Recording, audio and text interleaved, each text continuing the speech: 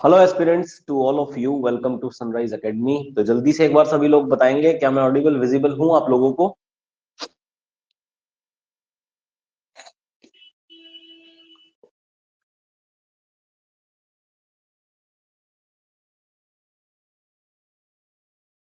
Good morning जी Kavita ji, very good morning. चलिए ठीक है, फिर स्टार्ट करते हैं। ठीक है, देखो, मॉडर्न हिस्ट्री के अंतिम पड़ाव पे थे हम लोग हैं और आज कंप्लीट कर देंगे इसको। ठीक है, बस एक ही क्लास है आपकी आज मॉडर्न की और इसको आज कंप्लीट कर देंगे हम लोग। ठीक है, तो चलो, हमने लॉर्ड वेवेल और लॉर्ड माउंटबेटन के बारे में पढ़ना है। ठीक है ना। लॉर्ड वेवेल का कार्यकाल, लॉर्ड वेवेल 1945 टू मार्च 1947 तक रहा था और ये भारत के दूसरे अंतिम गवर्नर जनरल थे। ठीक है, दूसरे अंतिम governor general Bharat, sorry voice Roy Bharat. तो दूसरे अंतिम वॉइस रॉय थे भारत के। ठीक है, अब इनके समय पे 14 जून और 1945 को वेवेल प्लान पेश किया गया था। ठीक है ना, 14 जून और 1945 को, 1945 को याद रखिएगा कि वेवेल प्लान पेश किया गया था। ठीक है ना, वेवेल योजना को क्या किया गया था, पेश किया गया था। तो वेवेल प्लान, वेवेल योजना को पेश किया गया था। ठीक है ना, और वेवेल प्लान पर डिस्कशन के लिए शिमला कॉन्फ्रेंस आयोजित की गई थी 25 जून और 1945 को। ठीक है ना, तो वेवेल प्लान पर डिस्कशन करने के लिए, वाचन करने के लिए शिमला कॉन्फ्रेंस का आयोजन किया गया, शिमला कॉन्फ्रेंस का।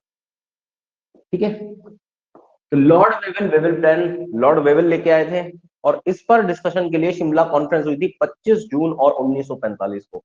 ठीक है,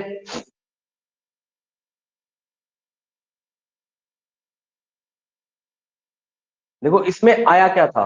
तो सबसे पहले आया था कि to resolve Hindu Muslim problems. ठीक है ना, पहली चीज वेवेल प्लान की क्या थी, इस पे कॉन्फ्रेंस हुई थी, इस पे डिस्कशन हुआ था। तो इस प्लान पे डिस्कशन कहाँ हुआ था, तो इस प्लान पर डिस्कशन हुआ था।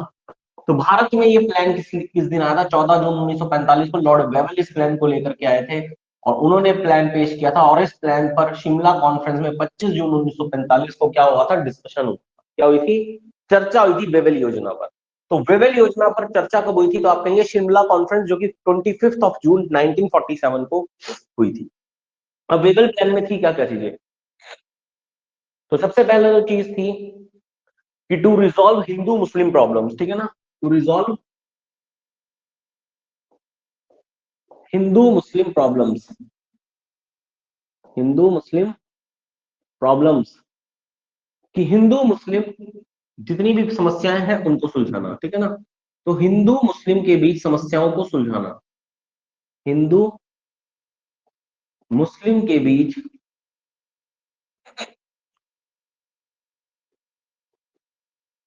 समस्याओं को,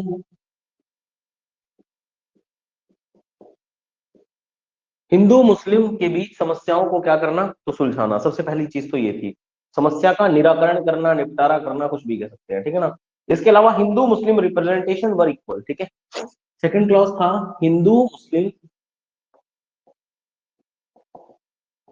रिप्रेजेंटेशन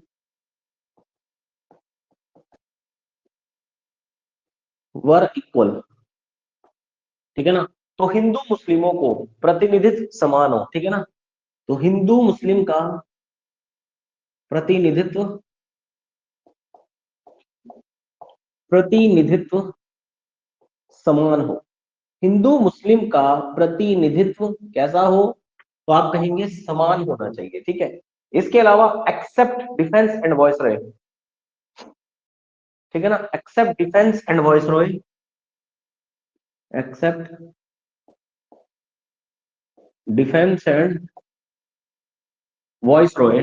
तो रक्षा और वॉइस रॉय को छोड़ करके, रक्षा और वॉइस रॉय को छोड़ करके rest member in council of voice Roy, Indian सभी में इंडियन सदस्य हो। ठीक है ना,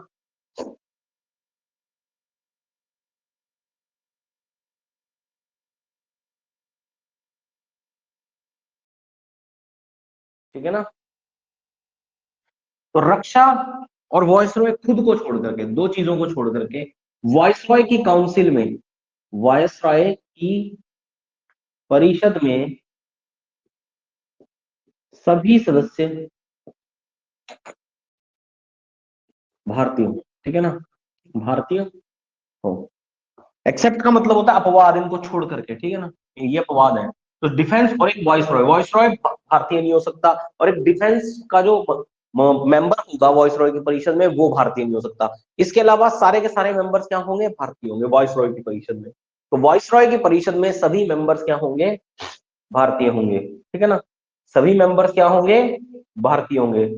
तो भारत की, इसके अलावा भारत की जो संपूर्ण शक्ति होगी वो वॉइस रॉय के पास होगी, ठीक है ना। तो voice Roy was given all the powers of India, voice Roy was given all the powers of India, all the powers of India, ठीक है ना। तो भारत की संपूर्ण शक्ति वॉइस रॉय के पास थी, ठीक है ना। तो भारत की संपूर्ण शक्ति, भारत की संपूर्ण शक्ति वॉइस रॉय के पास थी, ठीक है ना। तो वॉइस रॉय के पास भारत की संपूर्ण शक्ति थी। तो ये सारे के सारे क्लॉजेस थे किसमें, तो वेवेल प्लान में जो आए थे, ठीक है ना। तो वेवेल प्लान में ये सारे क्लॉजेस आए थे। रेणु बहल जी very good morning, Rita ji very good morning, ठीक है, चलो ठीक है। तो वेवेल प्लान के सारे क्लॉजेस थे जिस पर शिमला कॉन्फ्रेंस में 25 जून और 1945 को चर्चा की गई थी, ठीक है। तो 25 जून और 1945 को इस पर क्या की गई थी, तो याद रखिएगा इस पर चर्चा की गई थी, ठीक है, इस पर चर्चा की गई थी, इस पर चर्चा की गई थी 25 जून और 1945, ठीक है।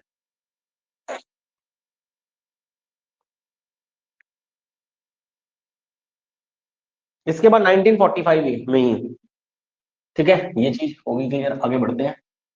इसके बाद 1945 में ही आईएनए की जो आजाद हिंद फौज थी उसके सदस्यों का ट्रायल चला, ठीक है ना, ट्रायल्स चला था उनका, कहां पे, तो दिल्ली के लाल किले, ठीक है ना। तो आईएनए मेंबर ट्रायल्स, आईएनए क्या थी तो मैं लास्ट क्लास में आप लोगों को बता ही चुका हूं, ठीक है ना। तो INA members trial, INA members trial, तो आजाद हिंद फौज के सदस्यों का ट्रायल चला था, आजाद हिंद फौज के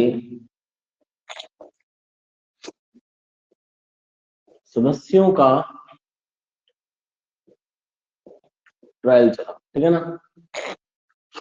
क्या चले थे, ट्रायल्स चले थे आईएनए फौज के, कहां पे, दीवाने आम रेड फोर्ट दिल्ली में। तो कहां चले थे ये, तो ये चले थे दीवाने आम, दीवाने आम में लाल किले के अंदर, ठीक है ना, रेड फोर्ट नई दिल्ली, ठीक है ना। तो दीवाने आम था लाल किले के अंदर, आप जानती हैं। तो दिल्ली के लाल किले के दीवाने आम के अंदर चले थे।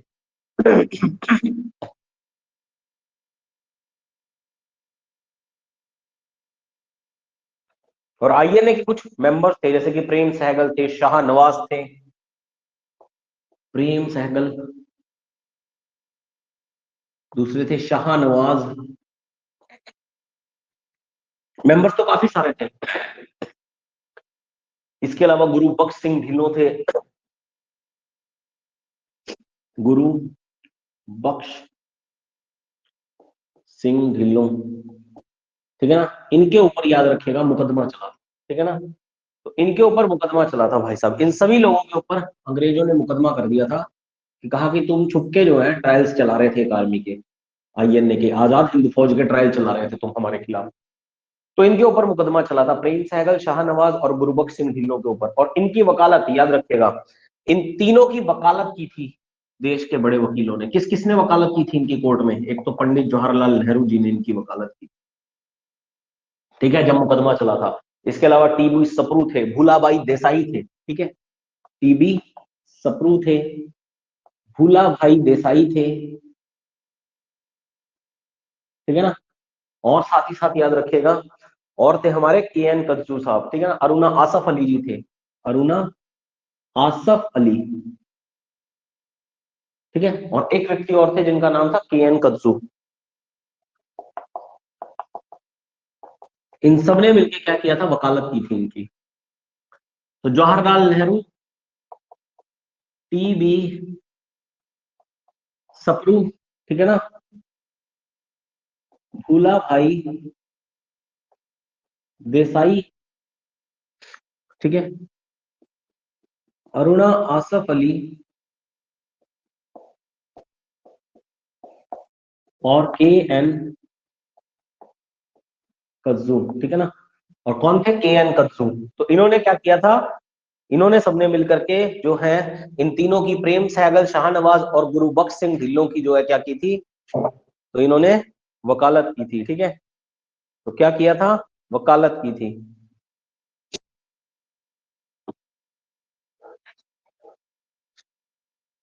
इन सब लोगों ने।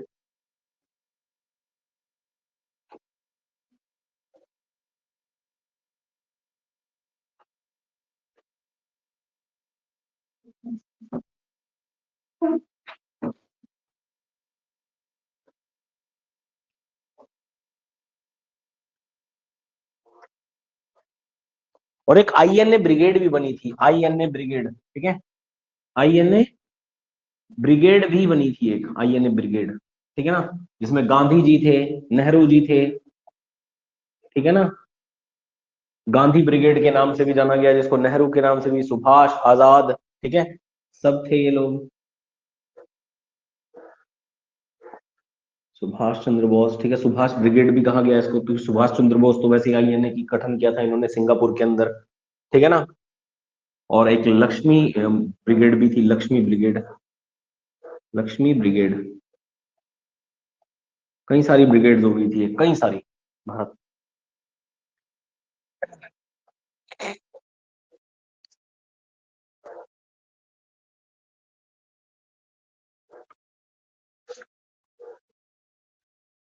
अब इन्हीं के समय पर कैबिनेट मिशन प्लान आया था 1946 में, ठीक है ना, 1946 में cabinet mission plan.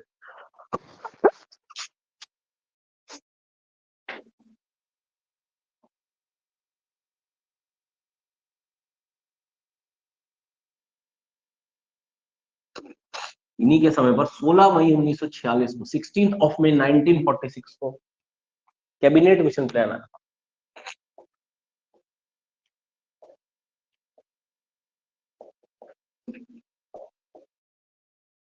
Cabinet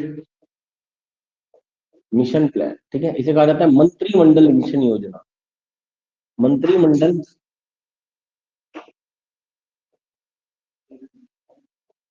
mission योजना, तो मंत्रिमंडल मिशन योजना जो है इसे कहा जाता है, ठीक है। कैबिनेट मिशन प्लान आया था 1946 में, जिसमें 3 सदस्य आए थे। कौन कौन? एक तो आए थे पैथिक लॉरेंस, पैथिक लॉरेंस, एक आए थे स्टेफर्ड क्रिप्स, जो कि क्रिप्स इंडिया मिशन के अध्यक्ष भी थे, और तीसरे आए थे एवी अलेक्जेंडर, ठीक है ना, एवी,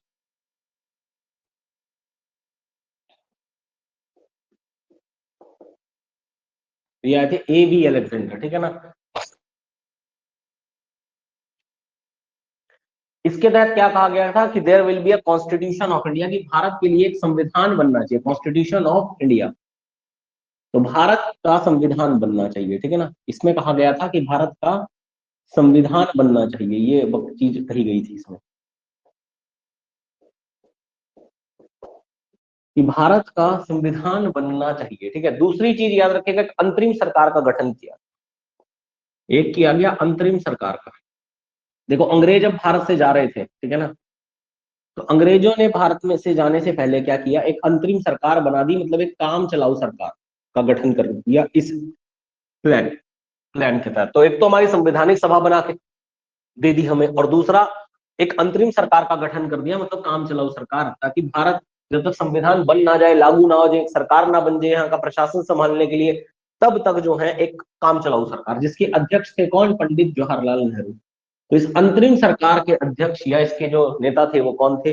वो पंडित जवाहरलाल नेहरू थे। ये एक तरह की प्रोविजनल गवर्नमेंट थी, अस्थायी सरकार थी। क्या थी? एक तरह की ये प्रोविजनल गवर्नमेंट, प्रोविजनल यानी कि अस्थायी सरकार थी, एक प्रकार की एक काम चलाऊ सरकार, ठीक है ना, जब तक देश आजाद नहीं हुआ।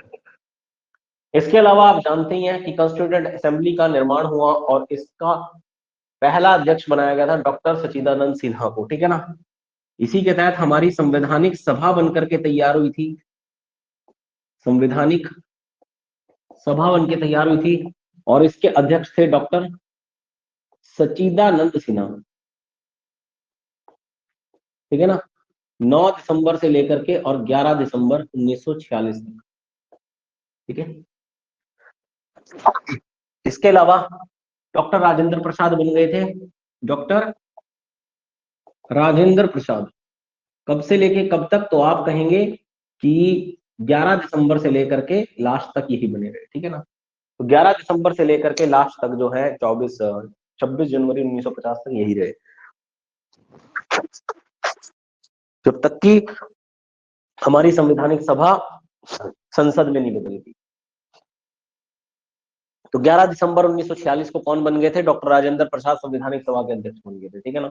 जब संवैधानिक सभा चुनी गई थी तो टोटल 389 मेंबर्स थे, इसमें 389 सदस्य थे, लेकिन बाद में कुछ लोग पाकिस्तान चले गए थे और उनके जाने के बाद इसमें रह गए थे 299 मेंबर्स, 299 मेंबर्स, ठीक है ना।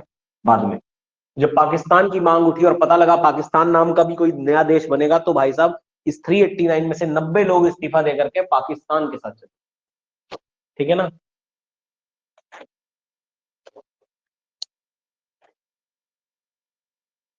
इस अंतरिम सरकार का अगर गठन पूछा जाए कब हुआ था, तो याद रखिएगा 2 सितंबर 1946 को हुआ था। कब हुआ था इस अंतरिम सरकार का गठन, 2 सितंबर 1946 को इस सरकार का गठन हुआ था, अंतरिम सरकार, ठीक है ना। अंतरिम सरकार का गठन हुआ था 2 सितंबर 1946 को।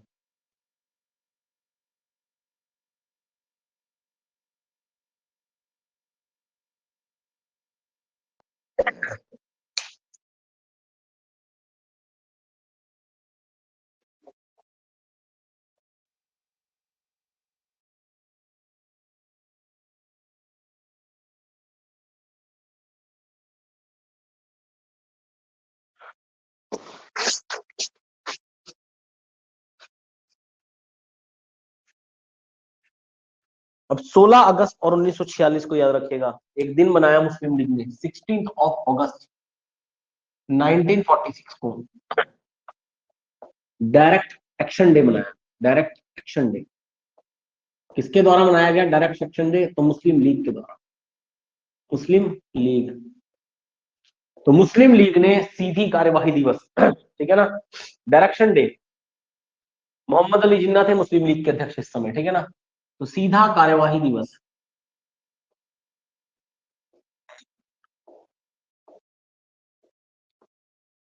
तो डायरेक्ट एक्शन डे के रूप में मनाया किसने, तो आप कहेंगे मुस्लिम लीग ने, ठीक है, मुस्लिम लीग ने।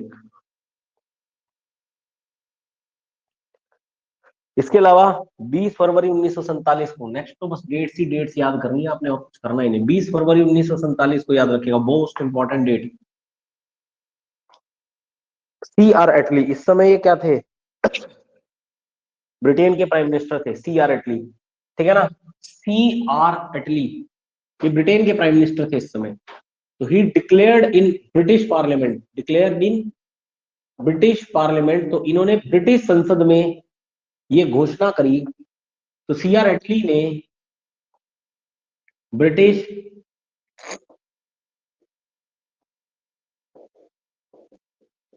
ब्रिटिश संसद में घोषणा की, तो ब्रिटिश संसद में क्या की, घोषणा की, ठीक है ना।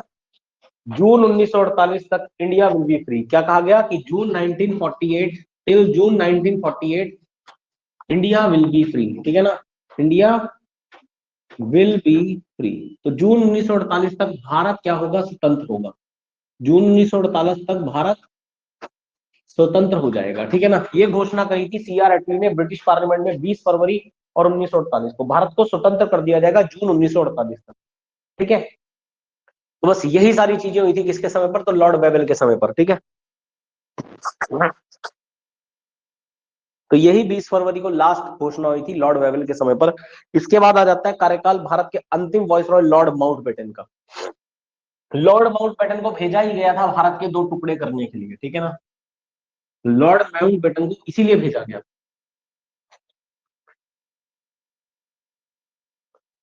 तो लॉर्ड माउंटबेटन जो कि अंतिम वाइसरॉय थे भारत के, 20 फरवरी तक पढ़ लिया, मार्च 1947 से लेकर के और अगस्त 1947 तक, 15 अगस्त 1947, 15 के 14 तक, ठीक है।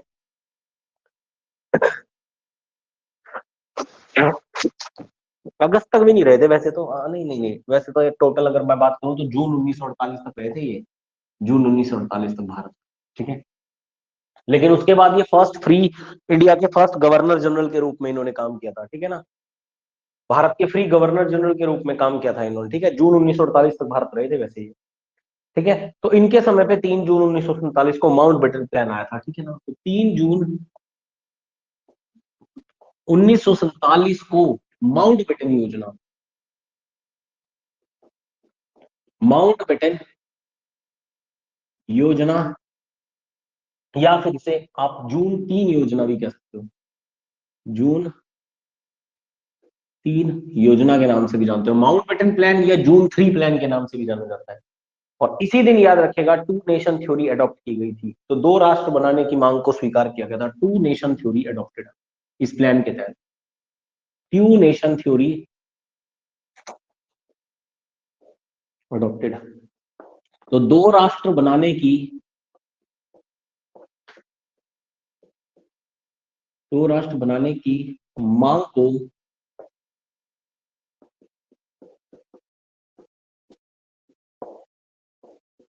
स्वीकार किया गया, ठीक है। तो 2 राष्ट्र बनाने की मांग को क्या किया गया, स्वीकार किया गया। और इसी दिन ये पता लगा कि इंडिया से पाकिस्तान नाम का भी एक देश अलग होगा और एक नया देश बनेगा पाकिस्तान। तो 2 देश, टू नेशन कौन से थे, तो भारत और पाकिस्तान, ठीक है। कौन से थे, तो भारत और पाकिस्तान, ठीक है ना। जब भारत स्वतंत्र हो रहा था इस समय गांधी जी कहाँ थे, अगर मैं बात करूं तो, जिस समय भारत स्वतंत्र हो रहा था, बस ये भारत स्वतंत्र हो रहा है अब, इस समय गांधी जी याद रखिएगा, गांधी जो थे एक गांव के अंदर, ठीक है ना, कलकत्ता में एक गांव था जिसका नाम था नोआखाली विलेज, ठीक है ना। तो नोआखाली विलेज में थे ये, नोआखाली विलेज, नोखाली विलेज, ये कलकत्ता में है।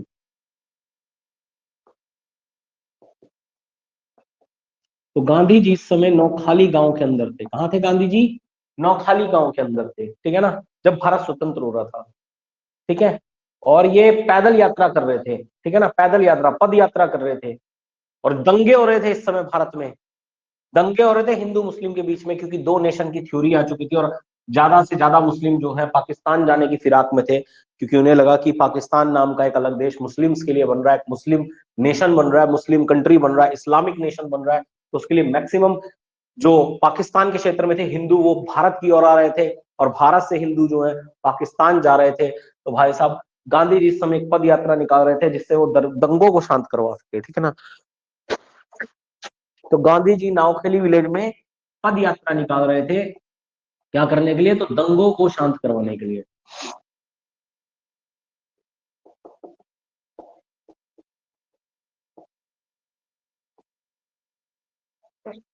ठीक है।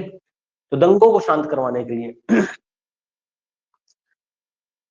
वैसे जो शिमला कॉन्फ्रेंस हुई थी, मैं आपको बताऊं, शिमला कॉन्फ्रेंस में 25 जून 1947 को, सॉरी 1945 को, उस समय गांधी जी ने बहुत प्रयास किए, बहुत ज्यादा प्रयास किए, प्रयास नहीं किए, बहुत ज्यादा प्रयास किए कि मोहम्मद अली जिन्ना को वो इस बात पे स्वीकार कर लें कि भैया कि आपको कोई दूसरा देश नहीं चाहिए। गांधी जी ने उनको ये तक ऑफर किया कि हम भारत आजाद होने के बाद भारत का आपको पहला प्रधानमंत्री घोषित कर देंगे, लेकिन आप 2 राष्ट्र मत बनाइए, आप प्लीज इस मांग को हटा दीजिए।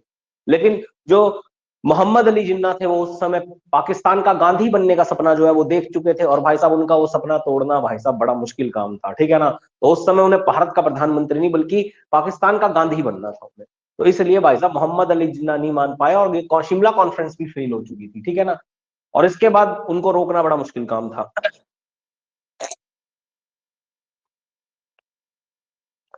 याद रखिएगा 14 अगस्त 1947 को इंडियन इंडिपेंडेंस बिल आया था, 14 अगस्त 1947 को इंडियन इंडिपेंडेंस बिल आया था, इंडियन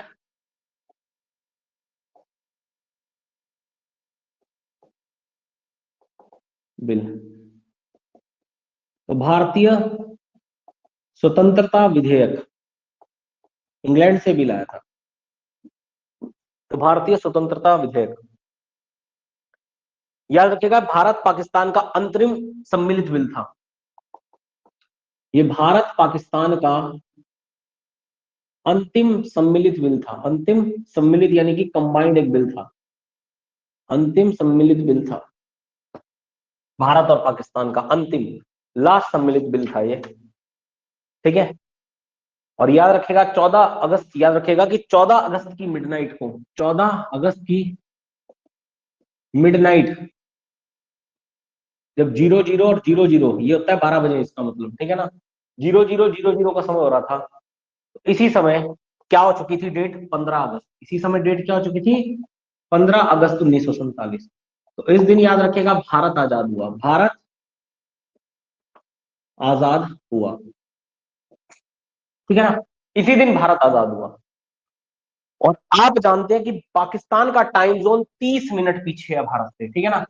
अगर भारत में 12 बज रहे थे रात के, तो पाकिस्तान में उसी समय क्या बज रहे होंगे, 11:30 बज रहे हो। तो पाकिस्तान का टाइम जोन 30 मिनट पीछे है भारत से, इसलिए पाकिस्तान 14 अगस्त को अपना स्वतंत्रता दिवस मनाता है, ठीक है ना। इसलिए पाकिस्तान क्या करता है, 14 अगस्त को अपना स्वतंत्रता दिवस मनाता है, याद रखिएगा 14 अगस्त को। यही कारण है पाकिस्तान के स्वतंत्रता दिवस 14 अगस्त को मनाने का।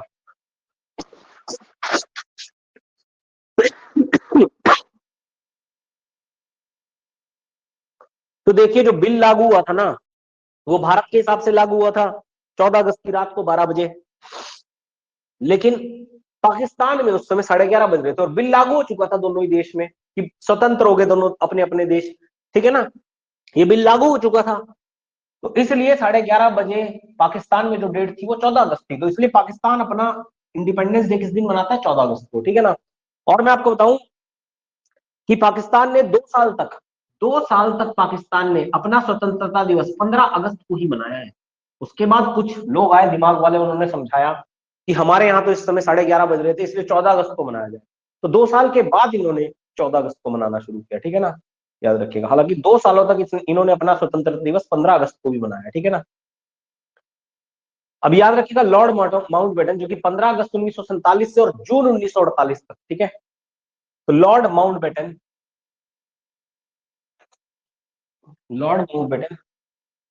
15 अगस्त 1947 से जून 1948 तक, याद रखिएगा, first governor general of free India रहे,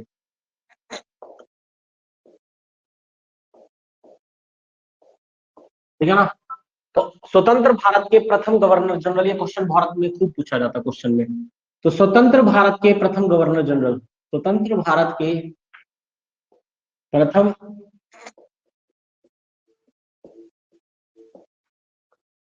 जनरल, ठीक है ना। तो स्वतंत्र भारत के प्रथम गवर्नर जनरल,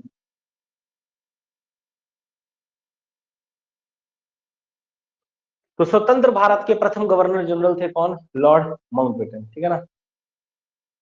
कब से कब तक, 15 अगस्त से लेकर के और जून 1948 तक रही है, ठीक है ना। और इनके समय पे याद रखिएगा गवर्नमेंट ऑफ इंडिया 1935 से शासन चलाया गया था, आपको पढ़ाया भी था। और ये भी बताया था कि 1947 में देश में लागू किया गया था। तो गवर्नमेंट ऑफ इंडिया एक्ट 1935 से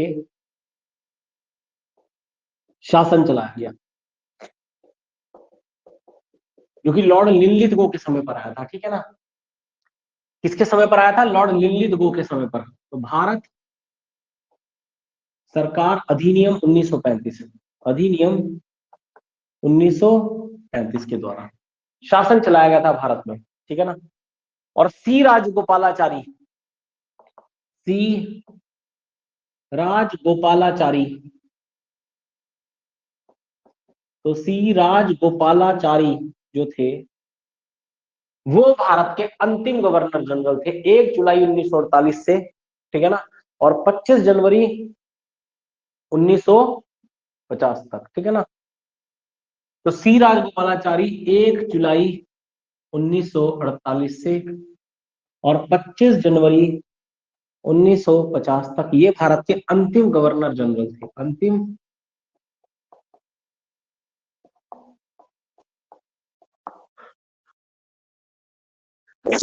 तो दूसरे और अंतिम गवर्नर जनरल थे, ठीक है ना। तो दूसरे और अंतिम गवर्नर जनरल थे, तो पहले भारतीय और लास्ट भारतीय, पहले और अंतिम भारतीय, ठीक है ना। तो फर्स्ट और लास्ट इंडियन थे गवर्नर जनरल, अगर पूछा जाए ना। तो पहले, इकलौते और अंतिम गवर्नर जनरल कौन थे भारत के, तो आप कहेंगे सी राजगोपालाचारी, ठीक है ना, सी राजगोपालाचारी, सी Rajagopalachari.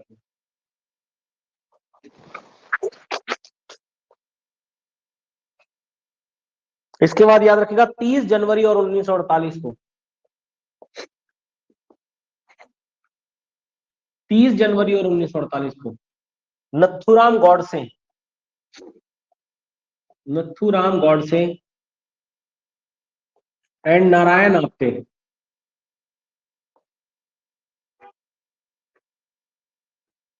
Killed Gandhi ji at Birla house, new Delhi.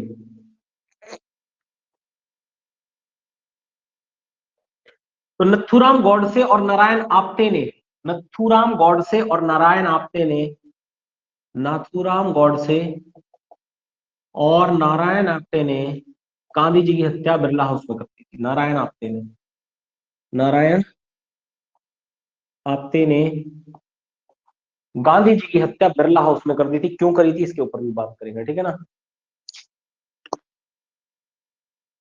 तो गांधी जी की हत्या बिरला हाउस में कर दी गई थी यहां पर। तो गांधी जी की हत्या बिरला हाउस में कर दी गई थी, ठीक है ना। कहां कर दी गई थी, बिरला हाउस में, दिल्ली में। क्यों की गई थी गांधी जी की हत्या, बस होगी आपकी मॉडर्न हिस्ट्री खत्म। अब मुझे कुछ बुक्स वगैरह आपको पढ़ानी है लास्ट में, ठीक है। गांधी जी की हत्या क्यों की गई थी, सबसे पहला, देखो ऐसा है, एक तो जब पाकिस्तान और भारत अलग अलग हो रहे थे, एक तो भाई साहब गांधी जी ने मोहम्मद अली जिन्ना को ये वादा कर दिया था कि मैं भैया आपको बंटवारे के समय 65 करोड़ रुपए दूंगा, ठीक है ना, 65 करोड़ रुपए दूंगा। कहीं कहीं 75 करोड़ भी लिखा हुआ है, ठीक है, लेकिन वैसे कहते हैं 65 करोड़ ऑफिशियल था।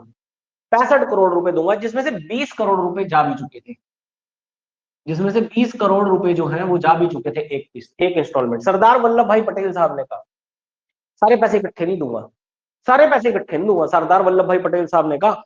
गांधी जी भाई साहब अनशन करने लगे, गांधी जी बात बात पे अनशन कर रहे थे उस समय। गांधी जी कह रहे भाई साहब पैसे दो मोहम्मद अली जिन्ना को पूरे। भाई सरदार वल्लभ भाई पटेल का कहना था कि हम भी अभी अभी आजाद हुए, हमारी भी अपनी इकोनॉमी चलाएंगे, तो ऐसी पाकिस्तान की भी ये जिम्मेदारी है कि वो अपनी इकोनॉमी अपने दम पे चलाए। क्योंकि सरदार वल्लभ भाई पटेल को लगता था कि अगर हम उसको पैसा देंगे तो वो उस पैसों के हथियार खरीद देगा, और ऐसा ना हो कहीं वो हथियार भारत के खिलाफ इस्तेमाल करे, ठीक है। और ऐसा हुआ भी था, आप जानते हैं, जम्मू कश्मीर के वक्त गांधी जी बात बात पेंशन कर रहे थे।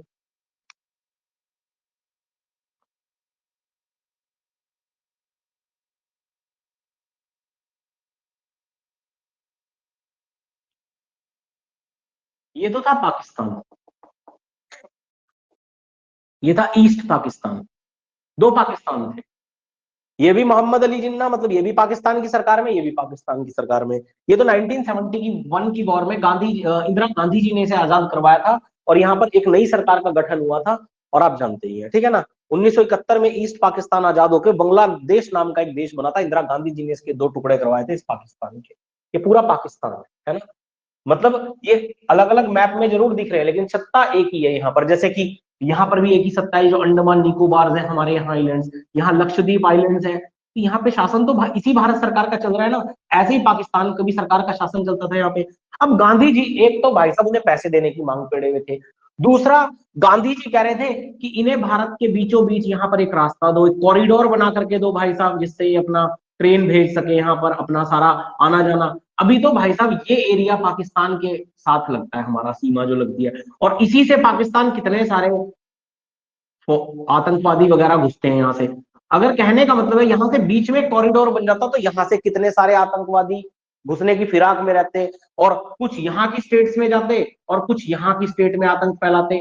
तो कहने का मतलब है अभी तो हमारा सिर्फ जम्मू कश्मीर, राजस्थान वाला थोड़ा सा एरिया, लोंगोवाल आप जानती हैं, जो बॉर्डर मूवी की 1999 की वॉर है, उसको यही दिखाया गया है ना। तो उसके बाद ये स्टेट्स भी अफेक्टेड हो जाते हैं हमारे। नथुराम गॉडसे भाई साहब, उनको नथुराम गॉडसे साहब को लगा कि ये तो काम खराब हो जाएगा अगर गांधी जी कुछ दिन और रह गए, क्योंकि गांधी जी बात बात पे मेंशन कर रहे थे, गांधी जी बात बात पे मेंशन कर रहे थे। सरदार वल्लभ भाई पटेल साहब ने कहा पैसे नहीं दूंगा मैं तुम्हें, पाकिस्तान के लिए बोल दिया अभी पैसे नहीं दूंगा, लेकिन गांधी जी मेंशन कर रहे हैं बात बात की, गांधी जी के पैर भी पड़ रहे हैं। वल्लभ भाई पटेल साहब कह रहे कोई नहीं गांधी जी दे दूंगा, बापू मैं दे दूंगा, थोड़ा सा वक्त तो दो मुझे, दे दूंगा मैं पैसे। लेकिन गांधी जी बात बात पे मेंशन कर रहे थे भाई साहब, बात बात पे पाकिस्तान के लिए बड़े अच्छे मित्र थे वो मोहम्मद अली जिन्ना के, ठीक है। और बस यही चीज नथुराम गॉडसे को पसंद नहीं आई, ये कॉरिडोर वाली चीज, ठीक है ना, समझ रहे हैं। एक तो कॉरिडोर जो बन रहा था भारत के बीचों बीच पाकिस्तान के लिए, ये चीज, और दूसरा क्या, दूसरा ये 65 करोड़ रुपए का सिस्टम, ठीक है। तो भाई साहब इस चीज से परेशान होकर के नथुराम गॉडसे को लगा कि भैया अगर गांधी जी रह गए तो भारत के ही दो टुकड़े ना हो जाए, देख रहे हैं ऊपर नीचे। तो इस चक्कर में नथुराम गॉडसे ने, वैसे नथुराम गॉडसे ने कोर्ट में अपनी स्टेटमेंट दी है खुद ब खुद कि मैं गांधी जी को अपना गुरु मानता हूँ, गांधी जी की बहुत इज्जत करता था, लेकिन भाई साहब गांधी जी की ये बात मुझे समझ में नहीं आई, ठीक है। तो इसलिए नथुराम गॉडसे ने 30 जनवरी 1948 को गांधी जी की हत्या कर दी। हालांकि नारायण आप्टे घटना स्थल पर शामिल नहीं था, लेकिन इस हत्याकांड में शामिल था, ठीक है ना। नारायण आप्टे ने गोली नहीं मारी थी ना, जिस जगह गोली मारी गई थी उस जगह नारायण आप्टे मौजूद था, लेकिन षड्यंत्र में शामिल था, ठीक है। तो ये चीज थी। हालांकि एक इंटरेस्टिंग फैक्ट मैं आपको और बताता हूं यहीं पे, एक इंटरेस्टिंग फैक्ट आपको और बताता हूँ, चलो, मतलब कोर्स से रिलेटेड तो नहीं आपकी, लेकिन चलो मतलब इंटरेस्टिंग फैक्ट है। लेकिन ये थी हमारी राजस्थान रियासत, कौन सी रियासत थी ये, राजस्थान। इसी के साथ यहाँ लगता है क्या, हमारे देश की राजधानी, ये है हमारे देश की राजधानी क्या, दिल्ली। ये है हमारे देश की राजधानी दिल्ली, और ये रहा सारा का सारा राजस्थान। राजस्थान की जो सबसे बड़ी रियासत थी हनुमानगढ़ रियासत, उसके जो राजा थे भाई साहब, उसके जो राजा थे, उन्होंने मोहम्मद अली जिन्ना ने उनको क्या करा था, अपने कंट्रोल में ले लिया था, और उनको बड़ी अच्छी पोस्ट ऑफर कर दी थी कि हम पाकिस्तान बनने के बाद आपको देश का ये मंत्री बना देंगे, वो मंत्री बना देंगे, राष्ट्रपति बना देंगे देश का। तो ऐसी कोई पोस्ट उन्होंने दे दी थी। उसके बाद राजस्थान के जो सबसे बड़ी रियासत थी हनुमंत सिंह भाई साहब, हनुमानगढ़ रियासत के राजा हनुमंत सिंह ने भाई साहब ये फैसला किया कि मैं राजस्थान में जाऊंगा। किसमें जाऊंगा, मैं पाकिस्तान के साथ अपनी रियासत को जोड़ूंगा, ठीक है ना, रियासत को जोड़ दूंगा, फाइनल हो गया भाई साहब ये बात, ठीक है ना। अब हनुमानगढ़ रियासत सबसे बड़ी रियासत थी उस समय राजस्थान की, उनकी देखा देखी जितनी 20-25 रियासतें और थी राजस्थान की, वो सबके सब उन्होंने कहा कि हम भी भैया हनुमानगढ़ डिस्ट्रिक्ट के साथ, हनुमानगढ़ रियासत के साथ ही जाएंगे। तो हुआ ये पूरा का पूरा राजस्थान जो कि किसके साथ जा रहा था, पाकिस्तान के साथ। और भाई साहब राजस्थान के साथ सीमा लगती थी दिल्ली की, और किसी भी दुश्मन देश के साथ अगर किसी देश की राजधानी इतनी पास हो जाए तो बहुत दिक्कत हो सकती है। मतलब मिराज जैसे विमान मात्र 3 से 4 मिनट में पहुंच करके बॉम्ब ब्लास्ट करके वहां से वापस जा सकते हैं। और सरदार वल्लभ भाई पटेल साहब को लगा यार ये चीज तो बहुत गलत हो जाएगी, अगर राजस्थान चला गया पाकिस्तान के पास तो भाई हमारे देश की राजधानी पाकिस्तान से बहुत करीब हो जाएगी, जो कि हमारे लिए एक अच्छी खबर नहीं, ठीक है ना, एक अच्छी खबर नहीं है, समझ रहे हैं इस बात को। तो भाई साहब सरदार वल्लभ भाई पटेल साहब गए राजा साहब के पास, और राजा साहब की वो क्लास लगाई, कह रहा बेटा या तो चुपचाप अपना विलय हिंदुस्तान में कर दो, और तुम्हारे पिताजी जो थे ना वो मेरे बहुत अच्छे मित्र थे, नहीं तो पिता के रूप में आके इतना मारूंगा ना तुम्हें कि याद रखोगे तुम, ठीक है। और दो चार इमोशनल भाई साहब कार्ड खेल दिया उन्होंने छोटा सा, पिताजी का नाम वगैरह लेके, मेरे बड़े अच्छे मित्र थे, कह रहा बेटा मैं पिता के समान हूं, और अभी मारूंगा तुमको यहीं से घसीटता घसीटता ले जाऊंगा दिल्ली, फिर मत बोलना। भाई साहब राजा साहब ने कहा चलो ठीक है। इसीलिए तो सरदार वल्लभ भाई पटेल साहब को मैन ऑफ यूनिटी कहा जाता है, मैन ऑफ यूनिटी, क्योंकि उन्होंने भारत की 500 से भी ज्यादा रियासतों को भारतीय संघ में उन्होंने भारत का विलय कराया था, और राजस्थान को भी जाने से पाकिस्तान के पास रोका था, समझ रहे हैं बात को। हालांकि जम्मू कश्मीर में इस समय राजा हरि सिंह का शासन था, किसका शासन था, राजा हरि सिंह का शासन था 1947 में। हरि सिंह से पूछा गया कि आप हिंदुस्तान में जाना चाहते हो या आप पाकिस्तान में जाना चाहते हो, तो हरि सिंह ने यह कहा, देखो हरि सिंह खुद था हिंदू राजा एक, तो वो एक मुस्लिम कंट्री इस्लामिक नेशन के साथ नहीं जाना चाहता था, और जम्मू कश्मीर की मैक्सिमम आबादी मुस्लिम थी, तो वो एक हिंदू राष्ट्र के साथ नहीं मिलना चाहता था।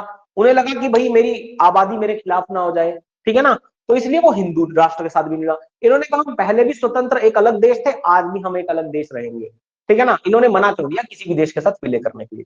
लेकिन जो ये पैसा दिया गया था 20 करोड़ रुपए, इसके पाकिस्तान ने खरीदे आर्म्स और वेपन, और वो भाई साहब अपनी पूरी फोर्स लगा दी जम्मू कश्मीर को कैप्चर करने के लिए। जम्मू कश्मीर को रातों रात हरि सिंह आए, देश के प्रधानमंत्री जवाहरलाल नेहरू की, अच्छा उस समय प्रधानमंत्री नहीं थे जिस समय ये हमला हुआ था 1948 में जम्मू कश्मीर में पाकिस्तान की तरफ से, हरि सिंह आए। हरि सिंह ने जवाहरलाल नेहरू को कहा कि आप हमारी कृपया करके मदद कीजिए, पाकिस्तान हमारी सीमाओं में घुस। तो जवाहरलाल नेहरू जी ने भी कार्ड खेल दिया। जवाहरलाल नेहरू जी ने कहा कि भाई देखो अभी अभी तो हम आजाद हुए हैं, हम आपके साथ लड़ तो सकते नहीं, हमारी हम आपकी कोई मदद नहीं कर सकते, अगर आप हमारा देश होते तब हम कुछ कर सकते थे। ये कार्ड खेल दिया। हरि सिंह के दिमाग में बात बैठ गई कि अगर ये मैं इनके देश में अगर अपना मर्जर कर लूं तो ये तुरंत सेनाएं भेज देंगे। तो भाई साहब हरि सिंह ने तुरंत इंस्ट्रूमेंट्स ऑफ एक्सेशन पे तो विलय के पत्र पर फटाफट क्या कर दिए, साइन कर दिए, और जम्मू कश्मीर का विलय किसमें कर दिया, भारत में कर दिया। और फटाफट जवाहरलाल नेहरू ने सेना भेज दी यहाँ पर। लेकिन तब तक ये बहुत बड़ा क्षेत्र जम्मू कश्मीर का, इसे आज के डेट में पाक ऑक्यूपाइड कश्मीर कहा जाता है, और पाकिस्तान वाले इसे आजाद कश्मीर बोलते हैं, ठीक है ना। तो एक बहुत बड़ा क्षेत्र पाकिस्तान के कंट्रोल में जा चुका था जब तक इंडियन फोर्सेस गई। उसके बाद यूनाइटेड नेशन ने बोल दिया कि जो जहां खड़ा है वो वहीं खड़ा रहो, कोई भी ना इधर जाएगा ना उधर जाएगा, ये युद्ध रोको, और जो जहां है वहां है। और तब से लेके आज तक ये पाक ऑक्यूपाइड कश्मीर, पाक अधिकृत कश्मीर है।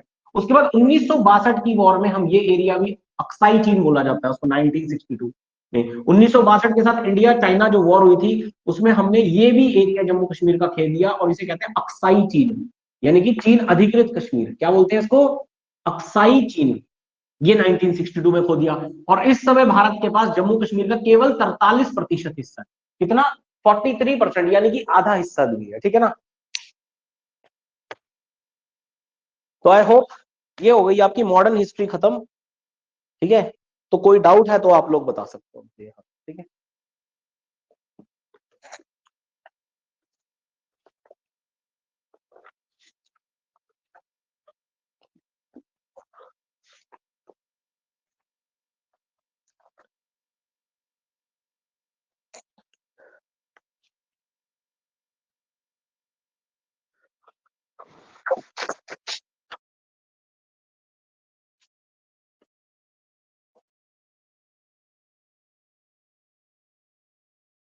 अब मैं आपको कुछ इंपॉर्टेंट बुक्स लिखवाऊंगा लास्ट में, ठीक है,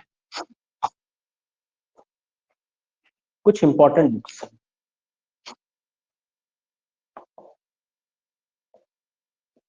जो एग्जामिनेशन में पूछ ली जाती हैं, ठीक है ना। बुक का नाम लिखिए इंडिया डिवाइडेड। इंडिया डिवाइडेड, ये किताब किसने लिखी थी, तो डॉक्टर राजेंद्र प्रसाद ने, डॉक्टर राजेंद्र प्रसाद ने, ठीक है ना, इंडिया डिवाइडेड। इसके अलावा इंडियन मुस्लिम्स, भारत के मुसलमान, इंडियन मुस्लिम्स, ये लिखी थी डॉक्टर सैयद अहमद खान साहब ने, ठीक है ना, सर सैयद अहमद खान साहब, डॉक्टर नहीं, सर सैयद अहमद खान साहब। तो सर सैयद अहमद खान साहब ने ये बुक लिखी थी। इसके अलावा याद रखिएगा बहिष्कृत भारत, बहिष्कृत भारत। तो बहिष्कृत भारत लिखी थी डॉक्टर भीमराव अंबेडकर के द्वारा।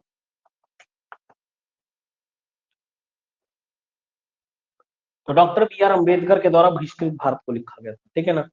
India wins freedom, India wins freedom, ये बुक तो मैं लिखवा भी चुका हूं आपको, किसने लिखी थी, अबुल कलाम आजाद ने, अबुल कलाम आजाद ने। इस भारत किताब को भारत में बैन किया हुआ, आपको बताया भी था मैंने, ठीक है। नेक्स्ट है discovery of India, Jawaharlal Nehru ने, डिस्कवरी ऑफ इंडिया, भारत की खोज किसने लिखी थी, पंडित जवाहरलाल नेहरू साहब ने, भारत की खोज, discovery of India.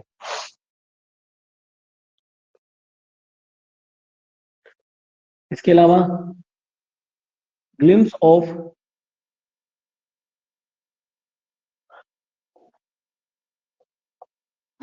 Sorry, glimpse of world history, और साथ ही साथ याद रखिएगा बंचेस ऑफ ओल्ड लेटर्स, ठीक है ना, बंचेस ऑफ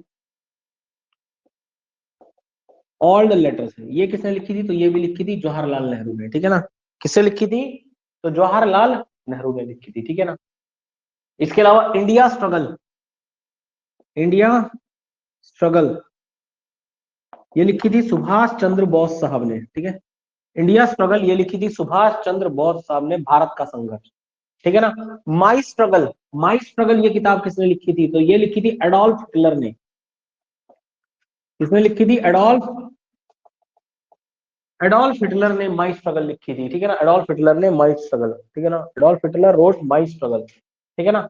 कॉमनवील ये किताब लिखी थी एनी बेसेंट ने। कॉमनवील किसने लिखी थी?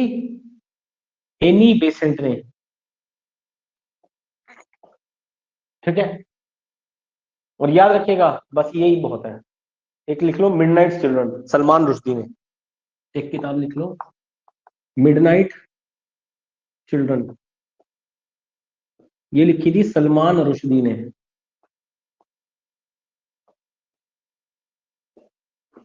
ठीक है। तो ये सारी किताबें ध्यान रखनी है आपने, ये सारी बुक्स एग्जामिनेशन में खूब पूछी जाती है। और कोई डाउट है तो आप बता सकते हो, ठीक।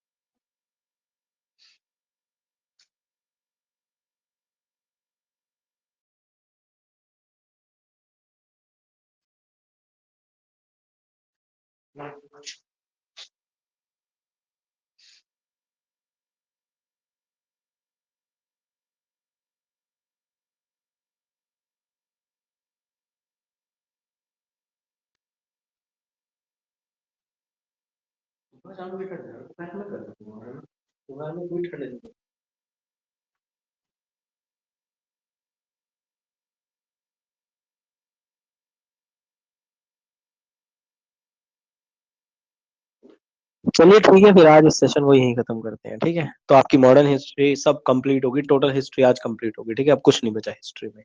अब कुछ प्रैक्टिस क्वेश्चंस करेंगे हम, ठीक है, बीच बीच में ना। बाकी कुछ नहीं है, ठीक है। बाकी पॉलिटी के तो लगा ही रहे हैं हम लोग क्वेश्चंस, ठीक है। तो हिस्ट्री आपकी कंप्लीट हो चुकी है। चलिए फिर मिलते हैं नेक्स्ट क्लास में आपसे, ठीक है। तो बाय, टेक केयर, और मिलते हैं नेक्स्ट क्लास में।